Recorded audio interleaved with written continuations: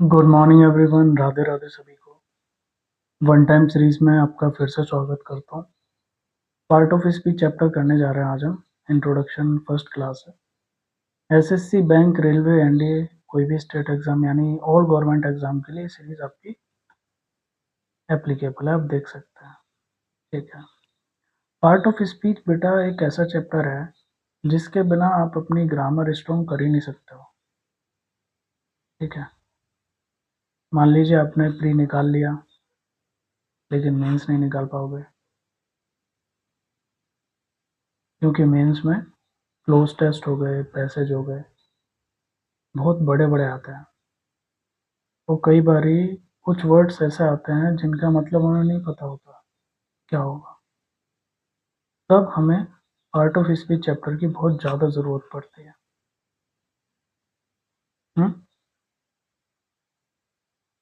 One time series उन बच्चों के लिए होने वाली है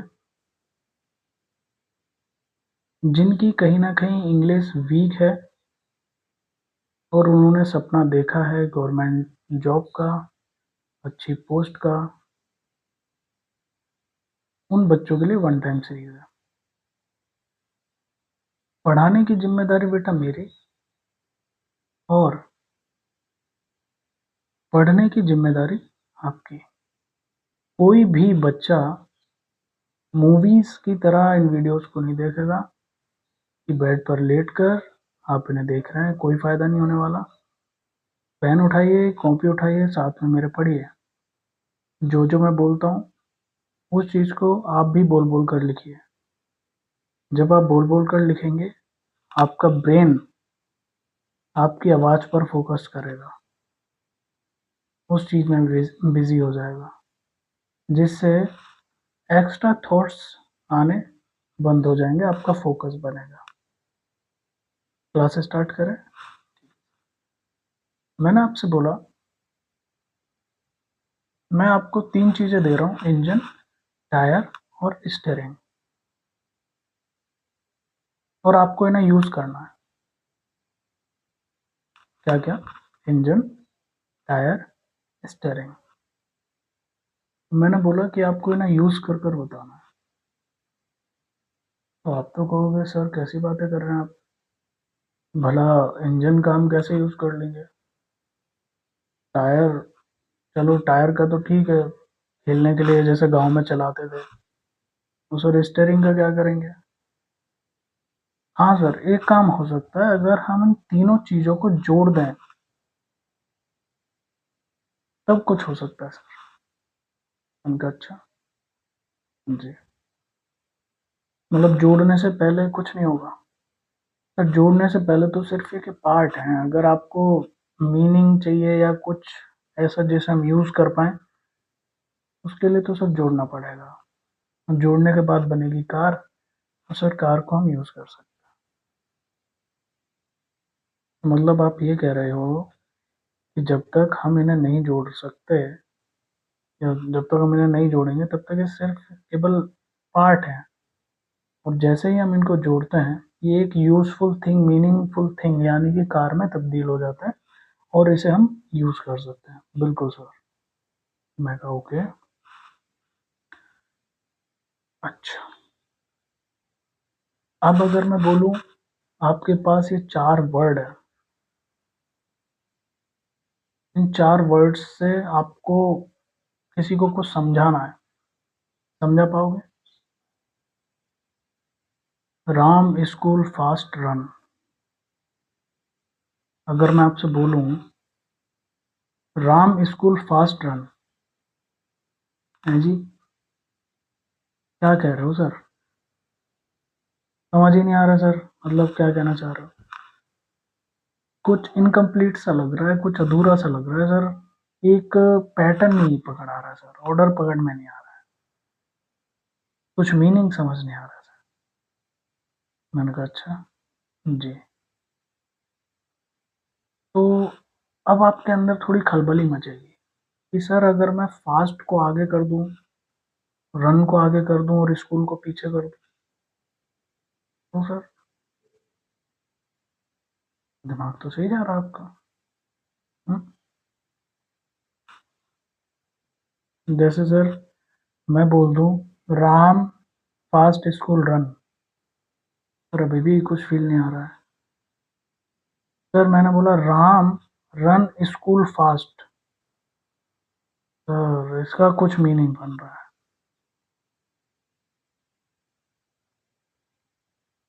मैंने कहा बेटा अगर अब मैं आपसे बोल दूं Ram runs fast to school, sir बन गया ना मीनिंग। राम भागता है जल्दी स्कूल के लिए। सर मतलब क्या हुआ? मतलब बेटा बिल्कुल साफ है, जैसे गाड़ी में जब तक सिर्फ पार्ट्स अलग अलग थे उनका कोई यूज नहीं हुआ, जैसे ही हमने उनको सही तरीके से जोड़ा तो कार बन गई। ऐसे ही हमने इन वर्ड्स को सही तरीके से सही पोजीशन में इनके काम के अकॉर्डिंग जोड़ा। ऐसा नहीं हो सकता था कि हम इंजन को टायर की जगह लगा दें, टायर को स्टेयरिंग की जगह लगा दें। काम सबके अपने अपने हैं और सबकी अपनी जगह है। ऐसे ही पहले सेंटेंस में कोई सेंस क्यों नहीं बन रहा था, क्योंकि काम मीनिंग तो सबका है लेकिन सबकी जगह ठीक नहीं थी, उनके काम के अकॉर्डिंग जगह ठीक नहीं थी। सर मतलब सब्जेक्ट की जगह सब्जेक्ट होना चाहिए, वर्ब की जगह वर्ब होनी चाहिए, ऑब्जेक्ट की जगह ऑब्जेक्ट होना चाहिए। ओ बिल्कुल। यानी कि सर जब तक वर्ड्स अलग अलग पड़े होते हैं तो उनका कोई मतलब नहीं है, बस वो एक डिक्शनरी है, एक वोकेबलरी है। बिल्कुल। और सर जब हम उन्हें सही ऑर्डर और रोल में ले आते हैं और उन्हें जोड़ देते हैं तब सर एक मैसेज निकलता है। मगर बिल्कुल। तो सर अगर हम बोलें कि वर्ड्स को उनके रोल और सही ऑर्डर में जोड़ने पर ही मीनिंग निकलता है, तो यही तो बात है, यही तो मैं समझाना चाह रहा हूँ।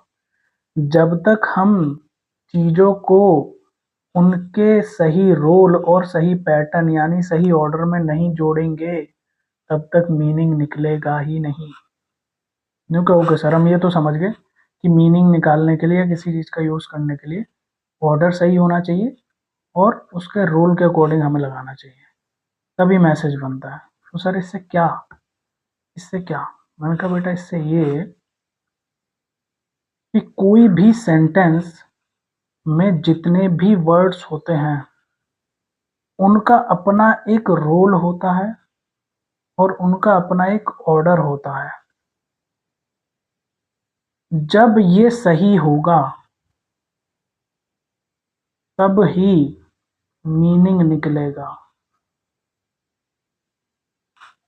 तो सर हमें कैसे पता चलेगा कि सही रोल क्या है, सही ऑर्डर क्या है? मैं कहा बस यही तो हम बता रहे थे। वर्ड के रोल के अकॉर्डिंग कि वो क्या काम कर रहा है, उसका ऑर्डर क्या है, हमें कैसे लगाना है, उस रोल और ऑर्डर के अकॉर्डिंग ही इन वर्ड्स को 8 कैटेगरीज में बांटा गया है। यानी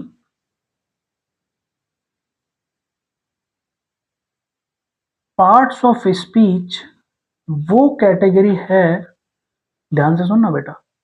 पार्ट ऑफ स्पीच क्या है मैं वो बता रहा हूँ, इंट्रोडक्शन जो हमारे क्लास जिसके ऊपर बेस्ड है। पार्ट्स ऑफ स्पीच वो कैटेगरी है जिनके थ्रू हम सेंटेंस के हर एक वर्ड का रोल समझते हैं। पार्ट ऑफ स्पीच वो कैटेगरी है जिसके थ्रू हम सेंटेंस के हर वर्ड का रोल समझते हैं। जैसे राम इज प्लेइंग। अब हमें राम का रोल क्या है ये पता करना है, इसका रोल क्या है पता करना है, प्लेइंग का रोल क्या है पता करना है। कैसे पता करेंगे कि प्लेइंग को किस नाम से हम जानते हैं, क्या रोल, इसको किस नाम से जानते हैं, राम को किस नाम से जानते हैं? तो बेटा उन्हें ही हम क्या बोलते हैं, पार्ट्स ऑफ स्पीच बोलते हैं। पार्ट वो कैटेगरीज जिनके थ्रू हम वर्ड के हर हर वर्ड का रोल समझते हैं, उन्हें ही पार्ट ऑफ स्पीच कहते हैं। सर ये कितनी कैटेगरीज हैं? मैंने बोला 8 हैं बेटा। अच्छा सर, यानी कि 8 पार्ट ऑफ स्पीच की कैटेगरी हैं। हर वर्ड के काम के अकॉर्डिंग 8 कैटेगरी में बांटा गया है। यानी सर हर एक वर्ड इन 8 में से ही कोई एक होगा? मैं कहा बिल्कुल सर, जितनी भी इंग्लिश है जो हम बोलते हैं लिखते हैं, हर वर्ड सर इन्हीं कैटेगरी में आता है, 8 कैटेगरी में। मैं कहा बिल्कुल। तो सर पक्का? मैं कहा 100% बेटा। तो सर मतलब प्लेइंग भी इन 8 में से एक होगा, इज भी इन 8 में से एक होगा, और राम भी? मैं कहा बिल्कुल। सर ये कैसा पता चलेगा? और ये 8 होते कौन से? बिल्कुल देखेंगे। इन 8 कैटेगरीज को बेटा हम बोलते हैं, पहला noun, pronoun, verb, adjective, adverb, preposition, conjunction और इंटरजेक्शन। अच्छा सर, सर ये तो आपने बता दिया उन कैटेगरीज के नाम। सर अब हमें ये कैसे पता लगेगा कि मान लीजिए कौन सा वर्ड नाउन का काम कर रहा है, कौन सा वर्ड प्रेपोजिशन है, कौन सा वर्ड वर्ब है? ये कैसे पता लगेगा? मैं कहा बेटा आज इंट्रोडक्शन है, आज आपने ये देख लिया कौन सी कैटेगरीज होती हैं एंड पार्ट ऑफ स्पीच क्या होता है। इतना समझ आया? हाँ सर समझ आ गया। मैं कहा अब इनके सिर्फ नाम, चीजें लिख लो, नाम लिख लो कि क्या होते हैं। डेफिनेशन, नाउन का मतलब होता है बेटा नाम,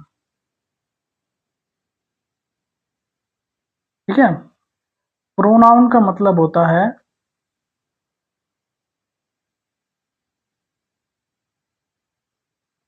नाउन की जगह यूज होने वाले वर्ड्स। वर्ब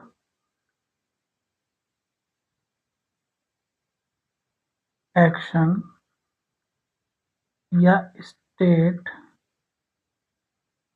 बताने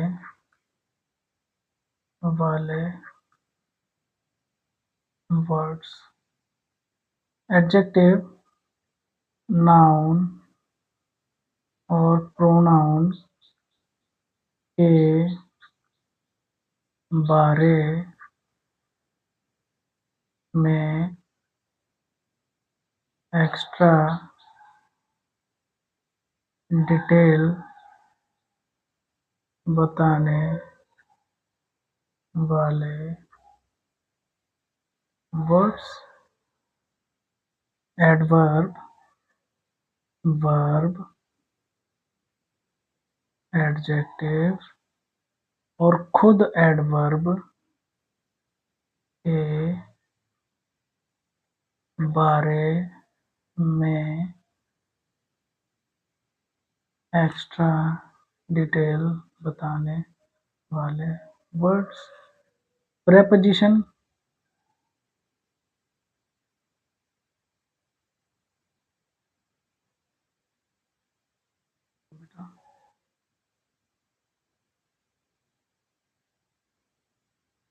दो नाउन में रिलेशन बताने वाले वर्ड्स। कंजंक्शन, दो नाउन,